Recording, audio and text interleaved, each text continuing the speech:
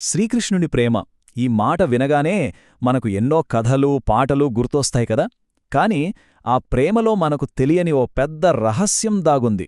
ఆలోచించండి, ఆయనెప్పుడూ నన్ను ప్రేమించండి అని అడగలేదు. అయినా సరే అందరూ ఆయనకి దాసోహమన్నారు. అదెలా సాధ్యం?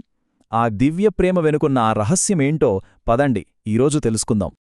చూడండి, మనందరం శ్రీకృష్ణుడి ప్రేమ గురించి వినే ఉంటాం. అయితే మనం విన్నది, మనకు తెలిసింది నిజమైన ప్రేమేనా? దాని వెనుకున్న అసలు రహస్యం మనకు తెలుసా? లేకపోతే మనం కేవలం కథలను పాటలను పైపైన చూసి అసలు సారాన్ని వదిలేస్తున్నామా? ఒక్కసారి ఆలోచించాల్సిన విషయమే కదా. అసలు మ్యాటరంతా ఇక్కడే ఉంది. ఆయనెప్పుడూ ఎవరినీ నన్ను ప్రేమించు అని అడగలేదు. అయినా సరే అందరూ ఆయనకు అంకితమైపోయారు.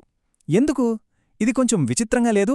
ఎందుకంటే మన జీవితంలో ప్రేమను ఆశిస్తాం, కొన్నిసార్లు డిమాండ్ కూడా చేస్తాం. కాని ఆయన మాత్రం అలా కాదు. మరి ఈ అద్భుతం ఎలా జరిగింది? ఈ ప్రశ్నకు సమాధానం దొరికితే ఆ రహస్యం కూడా మనకు తెలిసినట్టే. సరే, మరి ఆ రహస్యాన్ని ఛేదించాలంటే మనం 3 దివ్యమైన సూత్రాలను అర్థం చేసుకోవాలి. చెప్పాలంటే ఇవే కృష్ణుని ప్రేమ అనే ఆ గొప్ప సౌధానికి పునాదిరాళ్ళనమాట.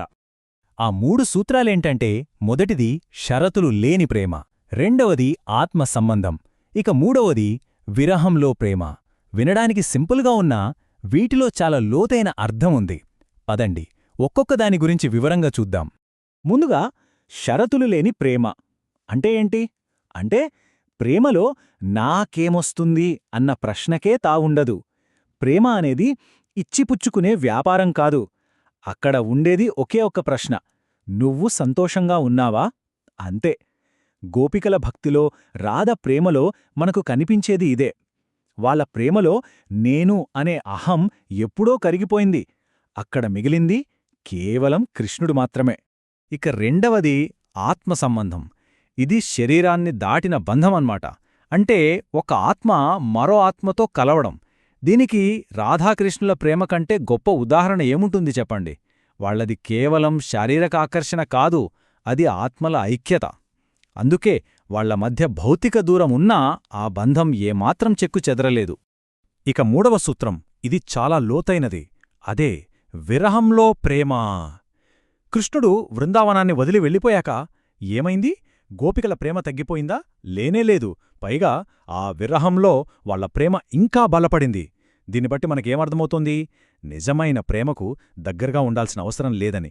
ప్రేమ అనేది జ్ఞాపకాల్లో, అనుభూతుల్లో ఎప్పటికీ బతికే ఉంటుంది. ఓకే, ఇప్పటిదాకా మనం ఆ దివ్య ప్రేమ గురించి మాట్లాడుకున్నాం. ఇప్పుడు ఒక్కసారి అద్దంలో మనల్ని మనం చూసుకుందాం. అంటే మన ప్రేమలు, మన సంబంధాలు ఎలా ఉన్నాయి? ఆ దివ్య ప్రేమతో మన ప్రేమను పోల్చి చూస్తే బహుశా మనకే కొన్ని విషయాలు స్పష్టంగా అర్థమవుతాయి. ఈ రెండింటి మధ్య తేడా చూడండి, ఎంత స్పష్టంగా ఉందో కదా. ఒకవైపు కృష్ణుని ప్రేమ పూర్తిగా నిస్వార్థం, మరోవైపు మన ప్రేమ అంచనాలు, స్వప్రయోజనాలతో నిండి ఉంటుంది. మన ప్రేమలో ఎప్పుడూ ఒక లెక్క ఉంటుంది: నేను ఇంత ప్రేమిస్తే నాకు తిరిగి ఏమొస్తుంది అని. కాని మనం అర్థం చేసుకోలేని విషయమేంటంటే, ఈ అంచనాలే మనల్ని ఎక్కువగా బాధపెడతాయి, నిరాశకు గురిచేస్తాయి. సరే, మనమిప్పటిదాకా చూసిన ఈ 3 సూత్రాలు, ఇవన్నీ కలిసి మనల్ని ఆ అసలైన రహస్యం వైపు తీసుకెళ్తున్నాయి. ఇంతకీ శ్రీకృష్ణుడు మనందరికీ నేర్పించాలనుకున్న ఆ ఒక్క పాఠమేంటి? ఆ గొప్ప సత్యమేమిటి? అయితే కృష్ణుడు మనకు నేర్పిన ఆ రహస్యం అనుకున్నంత సంక్లిష్టమైనదేమీ కాదు. నిజానికి అది చాలా చాలా సులభమైనది. కాని అంత సింపుల్గా ఉన్నదాన్ని ఆచరణలో పెట్టడమే మనకు పెద్ద సవాలుగా మారుతుంది. ఆ రహస్యం ఇదే: ప్రేమ అంటే తీసుకోవడం కాదు, అది ఇవ్వడం. అంతే, సింపుల్. ఇప్పుడైతే మనం ప్రేమలో తీసుకోవడం గురించి ఆలోచిస్తామో అదొక వ్యాపారంలా మారిపోతుంది. అదే ఇవ్వడం గురించి మాత్రమే ఆలోచిస్తే అది ఆరాధన అవుతుంది. శ్రీకృష్ణుని ప్రేమ వెనుకున్న మొత్తం సారం ఈ ఒక్క వాక్యంలోనే ఇమిడి ఉంది. కాబట్టి ఈ విశ్లేషణ ముగింపులో మనల్ని మనం వేసుకోవాల్సిన ప్రశ్న ఒక్కటే: మనం అనుభవించే ప్రేమలో, మనం పంచే ప్రేమలో, కృష్ణుడి ప్రేమలో ఉన్నటువంటి ఆ నిస్వార్థమైన గుణం ఏ కొంచెమైనా ఉందా? ఈ ప్రశ్నకు సమాధానం వెతుక్కుంటే బహుశా మన గురించి మనకే కొత్తగా తెలియచ్చు.